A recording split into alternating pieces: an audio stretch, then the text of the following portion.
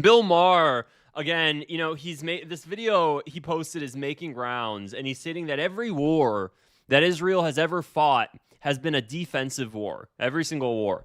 Now, keep in mind, I don't think there is a more staunch, hateful. No, There's always a more staunch, hateful, pro-Israel, propaganda spewer. But he's definitely up there. So take a listen to this, and let's talk about it. To me, what the Democrats are not doing with this is leading. The energy in their parties with the young people who learn everything about Israel on TikTok. They don't know shit. And their leaders are not standing up and saying, kids, you don't know what's going on here. Every war Israel has fought is a war of defense. Right. Every war, they were attacked first. Well, and they're not doing that. My pushback would have to be with traditional and conventional Democrats. Let's have. So I'm just going to go ahead and stop right there and say, well, this is just absolutely, this is just blatantly false. Every single war that Israel has ever started, it instigated for, and here, what's really funny? What's really funny is that they'll always bring up October 7th. This is what you'll hear a lot. And they'll ignore every other past experience. They'll ignore the 1967 war. And I've previously showed you just yesterday, we were going through the JFK archives, and I was showing you the 1967 war as well. And I was showing you that Israelis initiated that, and they stated that they were doing that because they felt like there was too much of a military buildup in the Sinai. That was one of the reasons. Now, here's the interesting thing. They'll always consistently bring up October 7th as if they weren't occupying people, keeping them imprisoned. They'll bring up the occupied West Bank as if they're not actively basically imprisoning these people and putting checkpoints everywhere, and then they will cry victim. Right now, Israel is already invading southern Lebanon, and they're stating that is a war that Israel is doing as a defense. This whole entire argument is really ridiculous. I'm actually going to also show you a clip of Bill Maher. I've previously played it, and every single time I do a video on him, I love to bring it up to show you guys just, how much of a total buffoon he is when it comes to his stance on Israel. But let's play a little bit more of this, and let's play a little bit more of this first. So, just a speck of empathy for them in this regard. You got a younger generation of progressive Democrats that pretty much are making their influence felt. And then you've got the old guard that are at the mercy of them. They want to maintain power. And you want to sit up, you got to receive votes. Look at what happened in New York City. No disrespect, but do we really think that Zohran Mamdani was the most qualified candidate to be mayor of New York City? Come on now. So again, I'm just gonna stop right there. You know what I find? So somebody in my comment, some of current Israel was Palestinian, Lebanese, Jordanian before 1967. Yeah, I used to be in that echo chamber. Wild place to be. Absolutely agree. Here's the thing, that's so funny is that they're holding on to Israel while actively, in the back of their mind, these propagandists, the older generation especially, that is still very pro-Israel, they're holding on to Israel thinking that they can shift American public opinion again back to Israel, and as if this is kind of a fad. And I truly, there are still a lot of the pro-Israel mob, like Bill Maher, they genuinely think that this anti-Israel sentiment is a fad and it's going to pass. Even Israeli propagandists think that this anti-Israel stance is something that's a fad. They don't recognize they will never, ever win back the American public. They will never, ever win back the world. They simply won't. Because why? You can't fake it's propaganda. Everybody sees it for what it is. And the second that you notice control, you can't unnotice that. You can't unnotice Israeli influence in our government. You can't unnotice that Israel's dragging us into wars. You can't unnotice that. And here's another thing. They're talking about Zohran Mamdani, and they're talking about other politicians. You can hate Zohran Mamdani as much as you want. That's completely fine. You're more of a conservative person. I stand by you. You're more of somebody that's more on the left. That's completely fine. I stand by you. It doesn't matter. You know what does matter, though, is somebody that actually prioritizes American policies and somebody that prioritizes putting America first. Bill Maher and others, they're so worried about people like Hassan Piker. They have no idea what's coming for them. They have no idea what's coming for them. I told you guys previously, and every single time I think about this, I confirm it to myself. I'm going to do it. I'm going to run for Congress. Not exactly sure when I'm going to run for Congress, but I will. And I don't plan to win. I'm actually not. And it might not even be Congress. I might just run for, just any sort of elected office. And I know I'm not going to win. That's okay. I have no interest in winning. I want to run just so that way I can go on a campaign trail and start saying I want to shift the Overton window so much. Somebody's going to start bringing up Israel. I want to be the only person. I want to be the only candidate on the campaign trail saying, I call for the dissolution of Israel. I don't even want to talk about this whole two-state solution thing. I want to shift public opinion, what's publicly acceptable to talk about. That might be one of the only reasons I want to run for Congress. I want people to hear me say, no, I call for the dissolution of Israel. It's an apartheid state. It benefits America no way whatsoever. Cut it off. They lost their right to statehood. People have a right to exist, not states. End it. Just end the Israel Project. And I want to start calling it the Israel Project. I also want to say, the second that AIPAC comes after me, I'd love to just say, you know what? AIPAC shouldn't even exist right now, because if John F. Kennedy had his way, you guys wouldn't exist. I haven't heard one U.S. politician ever talk about how AIPAC even birthed itself. It came out of John F. Kennedy fighting with the American Zionist Council. The things that I talk to you guys about day in and day out on my channel, these are the sort of things that I just wish I could say on a campaign trail, because I just want it to be said so we can shift the window.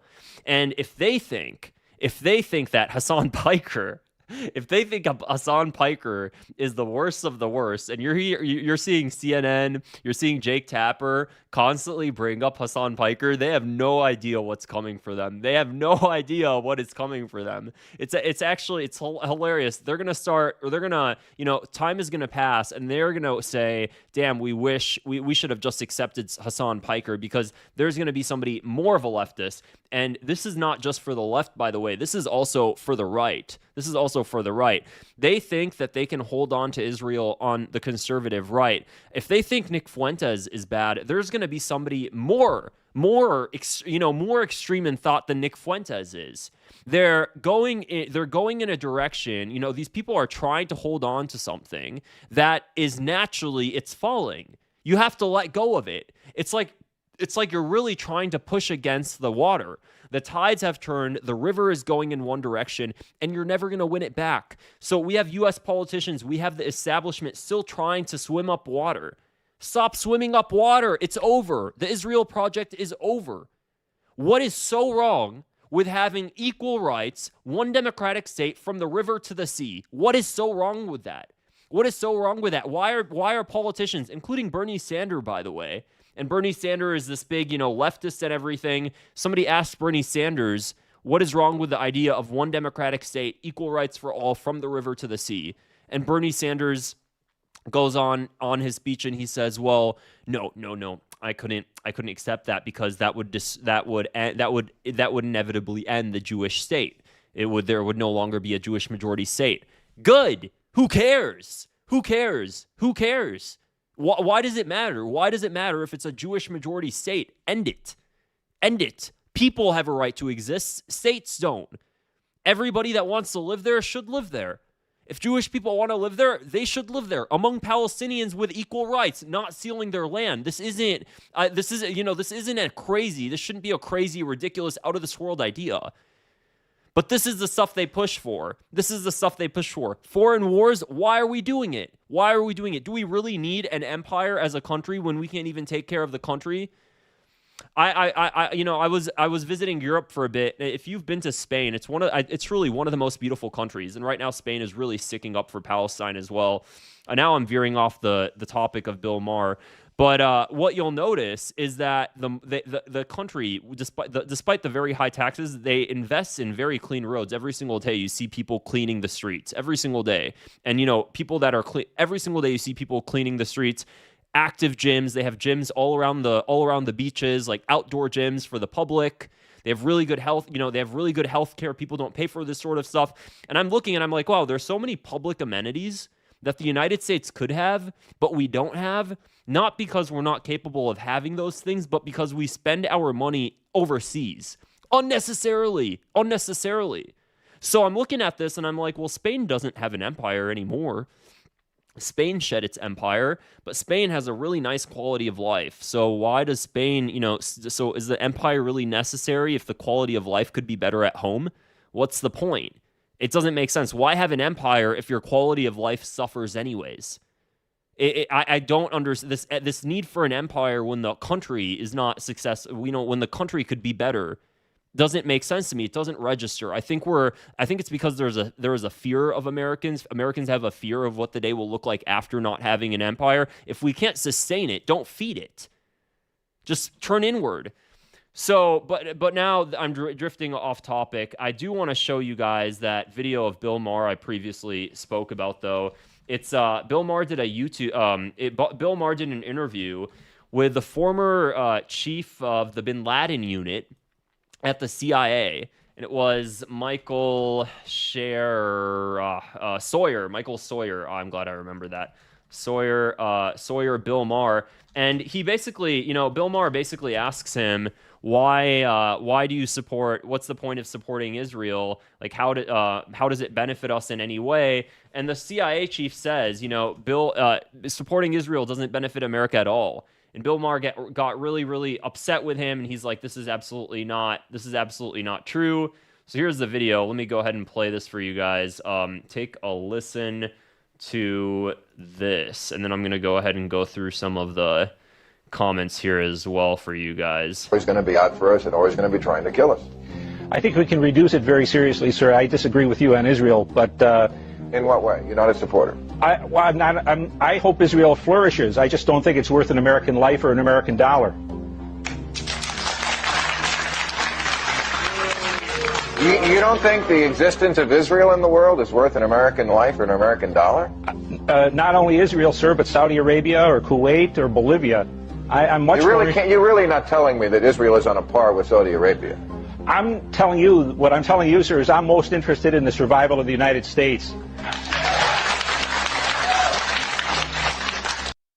Well, I mean, there you go. And when was this? This was back in 2007. And he's talking to the former head of the Bin Laden unit at the CIA.